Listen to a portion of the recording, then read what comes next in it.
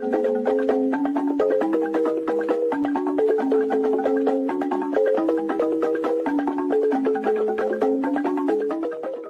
want every one of you to remember these three words.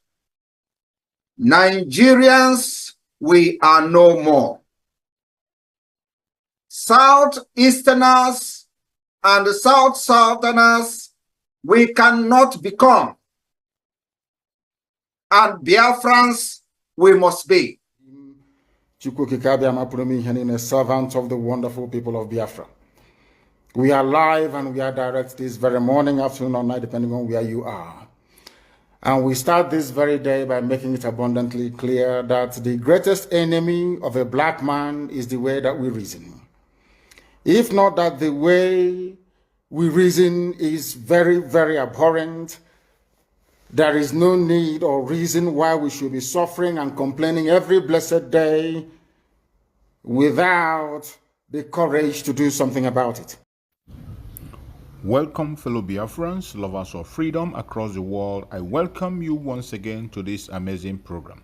Wherever you are watching us from, we appreciate you. Please kindly like and share this program to all platforms. Share to family and friends. Share to everyone that is concerned across the world, so that the world will get the true picture of what is going on in the contraption called Nigeria against the indigenous people, more especially the United States of Biafran people. In this platform, we bring information to expose the atrocities of Nigerian government and the success made by the Biafran government so far. In this episode, I am going to share with you some mind-blowing video. All you have to do is to pay attention from beginning to end. When we say that Nigerian government is a terrorist government, it is not a blackmail or propaganda. We are not just accusing them. They are complicit directly and indirectly. Follow us on this very program. You are going to see for yourself information coming from their own conventional media to confirm every single accusation we have made. Most time people think that we are speaking out of anger, out of hatred, but not. Watch and see for yourself what happens. Meanwhile, we'll continue with the situation concerning the former military head of state, Yakubu Gowon. He disclosed that the Biafra civil war was never his choice. Gowon presided over Nigeria's affairs from July 6, 1967 to January 15, 1970. Gowon described the civil war as the most challenging period of his life. Gowon stated this while speaking at the 5th convention of the Christian Men's Fellowship Abuja Anglican Diocese in Abuja on Saturday. Gowon was of the notion that as it stands at this very moment, he says that while he honors the lifetime integrity of the country, he believes that forgiveness, reconciliation, and unity across faith and ethnicity is what is important. He explained that he prosecuted the civil war because preserving national unity was a pressing priority. For him, he believes that the civil war was not out of hate for the Igbos or the Biafrans, but the reason why the civil war and the actions taken at the time was to ensure national cohesion and unity. So this is what he said. He said, "I always remember the civil war. It was the most difficult period of my life. It was not my choice, but I had to be there and I had to do what I did in order to keep this country together. It was never a hatred against any people, I can assure you." So he said that his decisions had often been guided by prayers and a desire to act with integrity and compassion. So I'm going to take you back to when Yakubu Gowon, when the war was actually called off. His passing remarks, his final remarks as the military head of state. He was a very young man at the time, and he was able to express himself. So let's take a listen to him. The so-called rising sun of Biafra is set forever. It will be a great disservice for anyone to continue to use the word Biafra to refer to any part of the East Central state of Nigeria. The tragic chapter of violence is just ended. We are at the dawn of national reconciliation. Once again, we have an opportunity to build a new nation. You will have heard that my government may seek the assistance of friendly foreign governments and bodies, especially in the provision of equipment to supplement our national effort. There are, however, a number of foreign governments and organizations whose so-called assistance will not be welcome. These are the governments and organizations which sustained the rebellion. They are thus guilty of the blood of thousands who perished because of the prolongation of the futile resistance. They did not act out of love for humanity. Their purpose was to disintegrate Nigeria and Africa and impose their will on us. All right, that was Yakubu Gowon then when he was young, and that was his expression about the civil war. Seems to be that he's reiterating the same thing this time around, talking about the civil war, where he said that it wasn't out of hatred, but that he had to do what he did, and he asked for forgiveness, reconciliation, and unity across faith and ethnicities. My analyst today, I actually have Barrister Eze Luche joining me via the telephone. Barrister Eze Luche, happy Eid al-Kabir to you. How are you, sir? I'm very fine. Thank you for the invite. Thank you very much, Barrister Eze. To your listeners. Thank you so much. And I also have right here in the studio Mr. Lawal Ekundayo. Mr. Lawal Ekundayo, good evening and thank you for joining us today. No, good evening. All right, welcome. Thank you. Barrister Eze, I'm going to start off with you since you're on the telephone. Barrister Eze, what do you think about Yakubu Gowon's declaration that the Biafran civil war wasn't about hatred for anyone, it was the unity of Nigeria? I was able to play a throwback of his reaction immediately the civil war was over, condemning the international communities that assisted the Biafrans at the time during the war. So what do you think about his statement where he said we should accept and accommodate unity, reconciliation, forgiveness across our nationalities, and that let us move forward? It is rather unfortunate that at the age of 90, Yakubu Gowon continues to exude ignorance, palpable ignorance of what transpired during the war. If you recollect, when the war, 1967, this was a 33-year-old young man, unmarried bachelor, who perhaps most likely didn't even know his left from his right. He was not even on the hierarchy of, he was not supposed to be the head of state, but for cosmetic purposes. For cosmetic purposes, a Christian from the Middle Belt was placed at the top so that it will douse the real image of what that school and the governance of that era was supposed to impress on anybody. So if at this age, at 90, he has still not realized what has happened to him, with the killings going on in his own home state, in Benue, in Plateau, the Southern Zaria, the ethnic cleansing of genocidal proportions going on there, Mr. Yakubu Gowon has still not realized himself. It is a rather sad spectacle that such a man still exists. This was a guy who, after becoming head of state, he now decided to go back to school. That is the tragedy of Nigeria. We have characters who, after ruling over Nigeria, go back to school. It happened not just only with Yakubu Gowon, also with Olusegun Obasanjo, which shows that when they were ruling, they were bereft of knowledge, they were bereft of the intellect that was required to even rule a country as misjoined as Nigeria. So if Yakubu Gowon is still making those fundamental errors, he doesn't know what transpired during the war. He's still talking of national unity, of people who are intrinsically disunited, people who have continued, but the record of disunity in Nigeria is palpable. I mean, how will you, people wake up in the morning and start killing, and he's still talking of unity at this age, 90 years?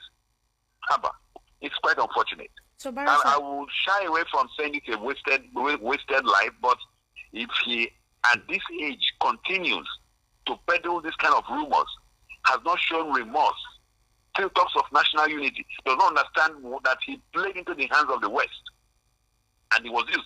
But the memoirs of the British government has revealed it, has revealed the role they played in the Civil War. And this man is still talking all this crap he's saying. It's very annoying. That is why they don't want to teach Nigeria, they don't want to teach history to students in schools. Because common teaching of history in schools will expose the fraud shows the confusion that Yakubu Gowon represents. It's a disgrace. Barrister Eze Eluche, at this point in time, don't you think that should be the conversation that Nigerians should have? How we can move on, from what has happened. The Southeasterners feel that ever since that dispensation, when it comes to politics in this part of the world, they've been completely put aside. So it's between the North and the South, and if you're even referring to the South, it's basically the Southwest or the South-South. The Southeast is usually not in the picture, and it feels like the political configuration has been done in such a way that opportunity cannot present itself. But if you look at the political alignment and the trajectory of how politics is played in this part of the world, don't you think that the Southeast has not either been able to actively present somebody that they consider to be a strong candidate, or they've not been able to politique like others know how to politic, and that's basically why they've not been part of the fraction as to when it comes to active politics until 2023 when Peter Obi presented himself. That's one. And then two, if at this point in our political hemisphere, in our political climate, this kind of reasoning is rife, the call for unity and national comprehension and everyone harmonizing, shouldn't that be the utmost call? Or do you want him to rephrase and re-establish the gory details of what transpired during the war? To the first question you asked about the South is being able to present a candidate that will move the policy forward. Yeah. I think we should start getting serious with ourselves. Describing what is going on in Nigeria as politics, as democracy, it's actually a farce. It's a grammatical blunder. We're not doing politics, we're not doing democracy. We're just doing imposition and autocratic imposition of characters at the helm of affairs. And when you talk of producing quality candidates, the Southeast has always produced the most qualitative candidates. Really? Going back in history. Okay. Yeah, Can you mention? Can you take us down let me give an example. Okay. Yes. When the Southeast produced Alex Ekweme to contest, a renowned architect of international stature, who was the candidate from the North, a primary school teacher. I mean, they were not morally, they were not equivalent. They were different persons. So the contraption chose, or rather, Shariah was imposed for whatsoever reasons. And this has replicated itself. In the 1999 elections, the Southeast produced somebody, Ogunnoyonu, who is also a professor, a lecturer in the university. And what happened? The Lieutenant General, who just went ruling Nigeria, Obasanjo was imposed.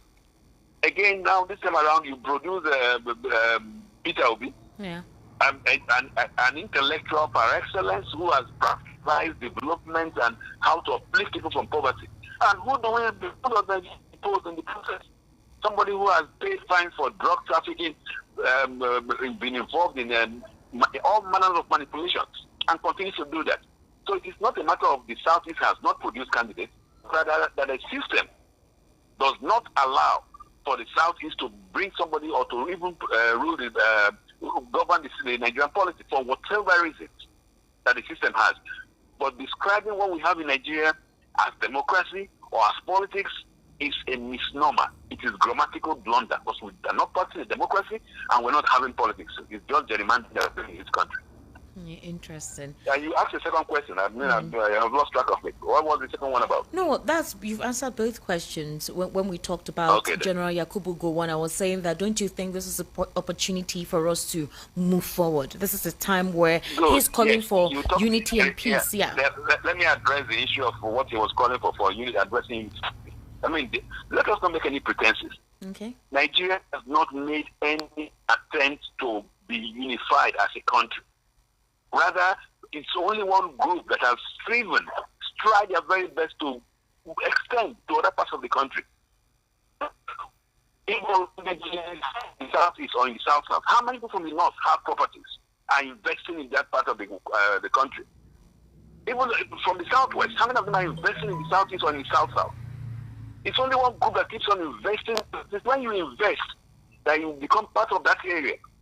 But you have a situation whereby the rest of the country are trying to be smarter than others, working towards disunity.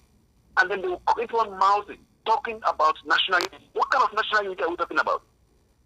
That is why, for instance, somebody will be a president of Nigeria and he does not bother about putting a railway line across the southeast or even putting gas pipelines, because to him, it is not part of the country. But if we have people who had invested, whether in properties or in water terms, across the country, then we know we have a country. So Nigeria has, for the past over 60 years of independence, not moved towards unity.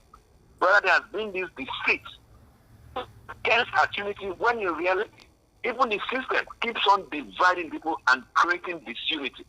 How can a government like the current government, headed by Bola Tinubu, who has flooded the whole place, all the major ministries, what is ethnic groups and its cronies, they are talk of national unity, and you listen to him, or somebody like Yakubu Gowon, who has been part of all this mess, talk of national unity, who is he deceiving? We should talk straight to ourselves. Perhaps if we say that we don't want to be unified again, let us be frank to ourselves. The worst lie we have been lying, the lie we lie to ourselves. All right, Barrister Ezeluche, thank you very much for that. Another thing to consider is, what's his name? Governor Hyacinth Alia. He made a statement recently where he said that there are certain persons in Abuja who are responsible for the killings in Benue State. And he said that a panel has been set up to investigate it. He did not mention the names of these persons. He did not call out their names of any politicians who may be involved. But he said that he has set up a judicial panel to investigate the reasons behind the attacks, adding that the report indicted many big names and vowed to take up the matter when he receives the full report. So, Secretary to the Government of the Federation Office responded to Governor Alia that what proof does he have for the allegation he made. The APC too also responded to what Governor Alia said about the fact that there are certain politicians, even in Abuja, responsible for the incessant killings in Benue State. Would we say that it is very, very apt now, and whatever speculation that is out there, that the recent surge in the killings of persons in Benue, in Plateau, even with the recent groups of terrorist organizations cropping out, that all of this is politically motivated? And if that is the case, to what end? Well, the fact is this: with what is going on in the Middle Belt part of Nigeria and across the country, actually, is ethnic cleansing of them.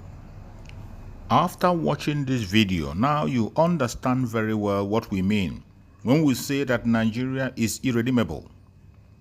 When we call for the disintegration of Nigeria, you will now understand. There is no plan and there is no way Nigeria will survive in the dish that it is today. And Nigeria continues to deepen into more failure, into more disaster, into more insecurity, and into more economic instability.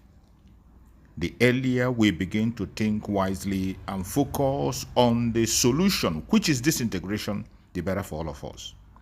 It is not a selfish request. It is not just about the Biafran. It is about humanity.